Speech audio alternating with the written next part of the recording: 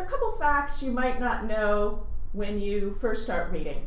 The first is that the narrative of his life was only one of 3 versions of his life story that he wrote and published in his lifetime.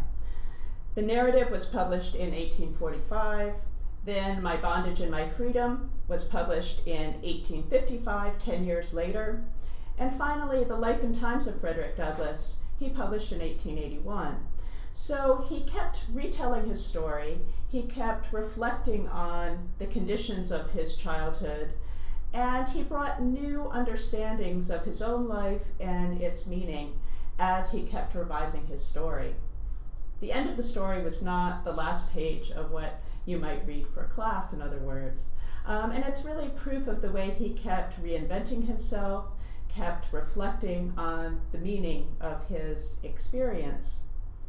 2 other facts that might be interesting are that he married once very happily, and when his first wife died, he married a white woman who had been his secretary and who had been very active in the women's rights movement. And that's something that you might not expect, given that he was committed to the cause of freeing and uplifting his race. And finally, towards the end of his life, he was appointed the Consul General to Haiti. So he was a figure who was known internationally. He was very highly respected, and he came to represent the United States in Haiti based on all of the fighting that he had been doing for human rights in the United States.